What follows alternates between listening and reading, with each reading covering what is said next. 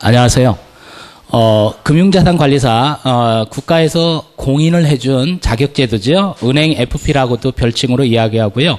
금융자산관리사라고 하는 이 자격제도에 대해서 간략하게 소개를 드리도록 하겠습니다.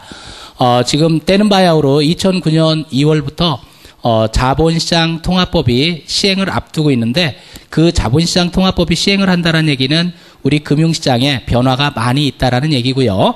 금융시장이 변화를 하고 있을 때 이 금융시장에 관련된 자격제도를 준비해 두시면 우리가 살아나가는데, 경제활동을 하는데도 굉장히 도움이 되겠고요. 또는 취업을 원하시는 분이나 금융권에 취업을 원하시는 분이나 또는 학점은행에서 학점은행으로 우리가 보통 학점을 취득하고자 할 때 여러 가지 자격제도가 있는데, 이 FP, 은행 FP라고 하는 자격제도만큼 학점을 많이 인정해주는 제도가 없습니다. 그래서 쉽게 많은 학점을 취득할 수도 있고, 그리고 학점만 취득하는 것이 아니라 꼭 먹고 알 먹고 할 수 있는 게 뭐냐면, 취업하는데도 유리한 그런 구조에 점령할 수 있을 뿐만 아니라 우리가 갖고 있는 자산을 관리하는 기법이나 우리가 재테크라든지 자산을 운용하는 기법에게도 조금 더 접근성이 높아지기 때문에 자본주의 사회에서 이 금융시장에 대해서 공부하는 데는 아주 좋은 자격제도라고 하겠습니다. 그러면 과연 이 자격제도는 금융기관의 종사자나 경제학이라든지 경영학이라든지 이런 공부한 사람만 할 수 있냐?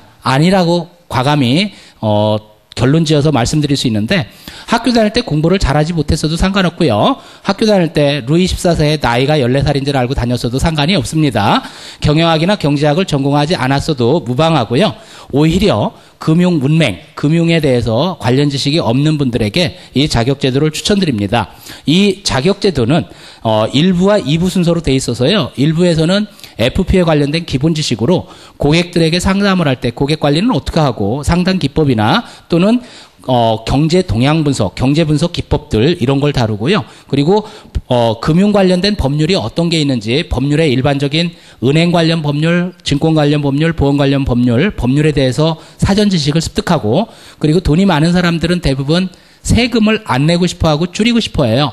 탈세나 편법을 하자라는 게 아니라 정상적으로 절세 전략이라고 하는 게 있는데, 절세를 하려면 세금이 어떤 종류가 있어야 되는지 알아야 되겠죠. 그래서 세무에 관련된 얘기, 그리고 항상 우리는 위험에 노출돼서 살고 있는데 그 위험을 관리하는 방법 중에 대표적인 게 보험이라고 하는 게 있습니다. 그래서 이 보험으로 위험 관리는 어떻게 하는지, 또는 우리가 언제까지 계속 건강한 몸으로 일할 수 있는 게 아니라 은퇴를 맞이하게 돼요. 그러면 은퇴를 하게 되면 그 이후에는 어떻게 살 건가, 이걸 준비하는 게 은퇴 설계라고 하고요.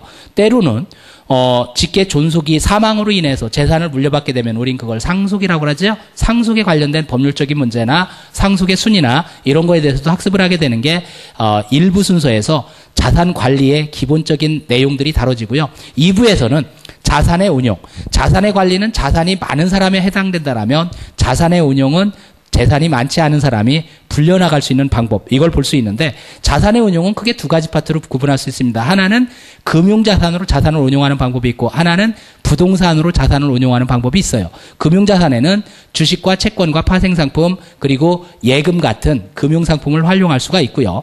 부동산으로는 부동산을 어떻게 취득하고, 그리고 어떻게 사용하고, 어떻게 수익을 하고, 나중에 어떻게 처분을 할 거냐, 이런 거에 관련된 내용을 자산운용 2에서 다뤄지게 됩니다. 그래서 이 자산운용과 관련된 내용은 2부로 해서 전체적으로 200점으로 해서 70점 이상을 득점하면 합격을 할 수 있기 때문에, 이 과정은 웬만한 노력만 기울인다라면, 이 과정을 쭉 가이드해 드리는 대로 따라오시기만 한다라면 합격까지는 그다지 어려운 과정이 아닙니다. 그래서 여러분들이 혹시 한번 들어가지고 이해가 잘 안 되는 어려운 파트가 있으면 다시 한번 듣고, 이렇게 하면서 교재와 동시에 반복해서 보시면 합격하시는 데까지 충분히 가이드가 될 걸로 봅니다.